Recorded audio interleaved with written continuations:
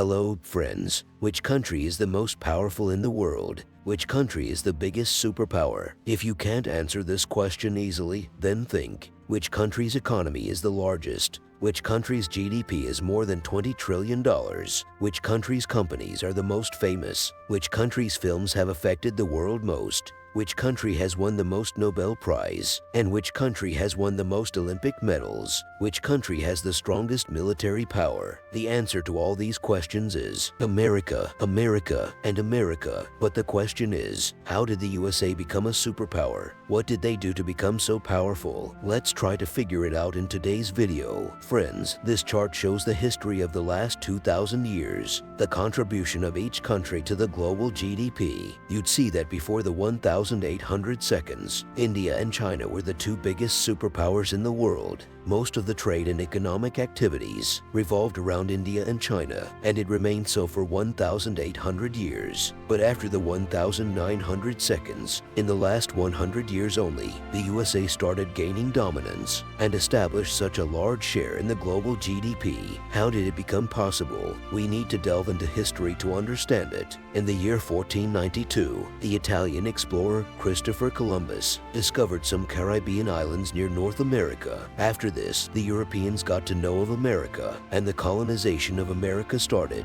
by the Europeans. During this time, Red Indians lived in America. They're also known as Native Americans. There were numerous different tribes. South America was mostly colonized by Spain. It is known as Latin America today. This is the reason why in most of the South American countries, Spanish is spoken. Britain established its first colony in America around the 1,600 seconds. France started colonizing too. Initially, these were the three main powers, Britain, France, and Spain. They colonized North America. In the years that followed, the population of the Native Americans living in America reduced by 80–90%. There are several reasons for it, but the biggest reason is the diseases that the European colonizers brought with them. Diseases like smallpox and influenza. The Native Americans hadn't developed the immunity to fight against these. Several decades later, on the 4th of July 1776, the American revolutionaries declared their independence from the Britishers, and thus America became a new country. Here, the United States of America was born. All of these are major stories in their own rights. But let's jump to post-1850, because if you'll see the chart, America's graph started rising only after 1850. This was the era when the British, French, and Spanish colonizers had occupied several territories around the world. India was also a colony of the British Raj. In this circumstance, the country of the USA had already become a democratic country, so if any new country thought about amalgamating with the USA or becoming a part of the British, French, or Spanish colonies, every country would have preferred to join the USA because they would get the same freedom and democracy that several states of the USA were starting to get. This is why the states like Florida, Illinois, and Ohio preferred to join the United States of America instead of remaining a colony under the Spanish or British government.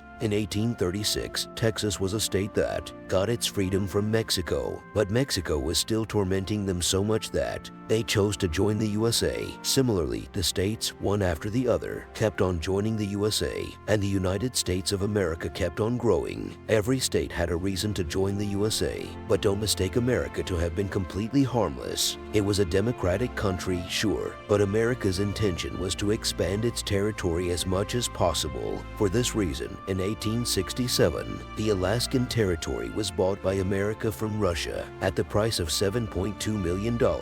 There's also the state of Hawaii. It's in the middle of the Pacific Ocean. Today, you'd think that the territory is so far from the USA. How can it be a part of the USA? Because the USA annexed it. In 1898, the USA overthrew the Kingdom of Hawaii and occupied its territory. Theoretically, the USA was not a colonizer like Britain, France, and Spain, but it sure behaved like them. If seen from the perspective of some places, the areas of Puerto Rico, Guam, and the Philippines were also annexed by the USA in 1898. By the U.S. President William McKinley, the USA paid $20 million to Spain to annex the Philippines, but today the Philippines is an independent country because in 1946 the Philippines got its independence from the USA. All that money wasted. By the 1900 seconds, the USA had become a large country. Numerous territories were a part of the USA, and obviously the bigger the country, the bigger is the economy and the GDP. This is the reason the USA occupied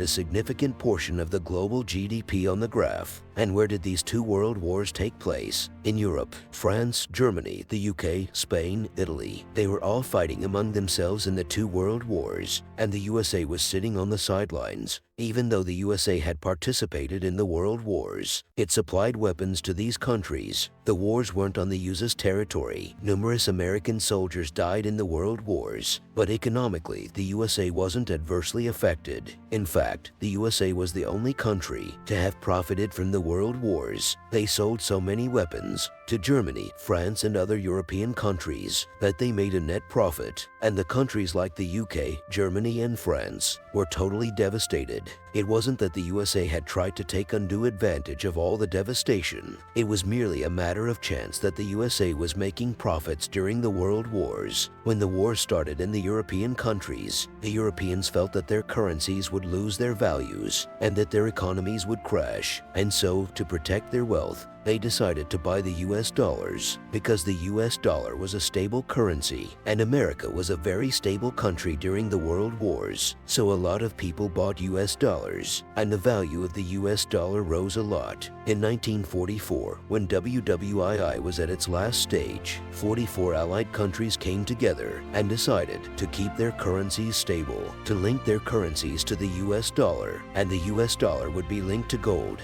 And obviously, the allied countries won WWII, and the US dollar became the international currency. After this, organizations like the International Monetary Fund and the United Nations were established, wherein America played a very important role. GATT was one such endeavor, the General Agreement on Tariffs and Trade. It was founded in 1947 by 23 countries. These countries decided, in order to boost their economic growth, they would reduce the trade barriers among them, meaning instead of promoting Swadeshi and nationalism, they would promote international trade and globalization. This was later made into WTO in 1995. After 1950, America and the Soviet Union emerged as the two main superpowers, and here began the Cold War. The war between the USA and the Soviet Union is known as the Cold War. This was an ideological war between communism and capitalism, but instead of fighting directly, they had a proxy war. Instead of fighting in their own countries, they started fighting in other countries. In the countries where the USA thought that communist ideas were gaining traction, it went and toppled governments, sometimes by monetarily funding the opposition, sometimes by funding terrorist rebel groups, sometimes even directly assassinating revolutionaries, like in the 1964 Bolivian coup, where Che Guevara was executed by the operatives of the CIA. In Operation Cyclone, the Taliban militants of Afghanistan were funded to stop the influence of the Soviet Union, and that's the reason terrorist groups were created here. Similar stories were seen in Brazil, Chile, Argentina, Iran, Congo, Dominican Republic. There are several other examples from these countries. Because of interfering in the internal politics of so many countries, several countries became directly dependent on the USA, and so America became even more powerful. This is the reason why today there are more than 800 American military bases in more than 70 countries. To achieve all this during the Cold War, America had to spend a lot of money on its military, and that's why America's military power is the best in the world today. And this isn't totally good. I'll tell you why at the end of the video. In 1949, America formed the NATO alliance with the European countries to stop the influence of the Soviet Union. This NATO alliance still exists. Because of this, America has always been cooperative with the West European countries, and most of the West European countries were heavily dependent on America for so many years. Because their own economies were destroyed, America was quite powerful. To blame the entire country for these adverse effects wouldn't be right, because numerous presidents were sworn in the USA. Some of these presidents focused on military power, like Ronald Reagan, Richard Nixon, George Bush, and Donald Trump.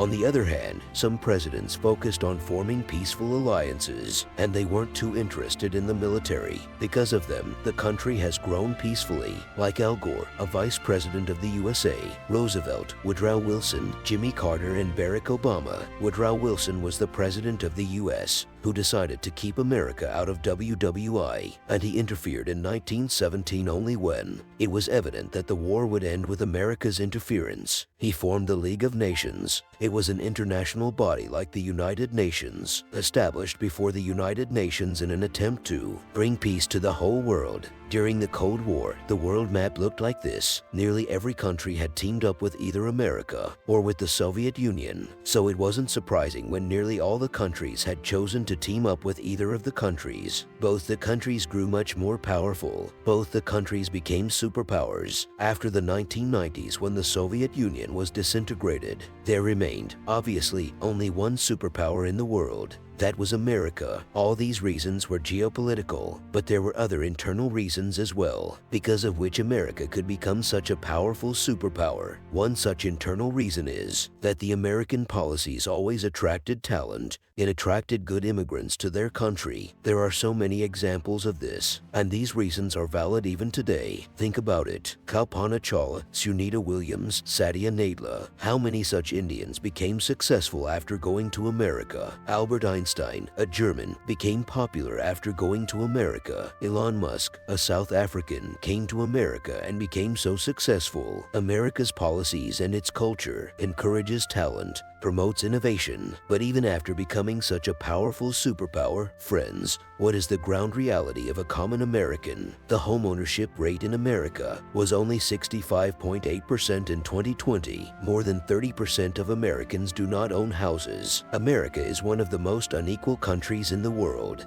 The top 1% of the people own 42.5% of the country's wealth. The healthcare system of America is very expensive and inadequate. The obesity levels have reached unthinkable highs in America. Many students can't afford their college tuition fees. A college education is so expensive in America that the student debts are in millions. Additionally, there are no proper gun laws in America. More than 600 mass shootings took place within a year. In America in 2020, more than 3,000 people died because of it. Instead of spending so much on the military, had America spent the money on the development of its citizens, being a superpower might have meant something. Today, the countries like Norway, Denmark, Sweden have surpassed America by a lot in terms of human development, but these countries are not known as superpowers. It may be because these countries aren't as powerful economically. Their military isn't as powerful, but for a common man to live his life is better in these Nordic countries in comparison to living in America. If there is any lesson in this video, it will be that a country should not strive to be a superpower. It should focus on making itself better. It should focus on improving the lives of its citizens. Let the dream of being a superpower remain that, a dream. I hope you liked this informative video. If you liked it, then comment below. What other topics would you like to see videos on? Let's meet in the next video. Thank you.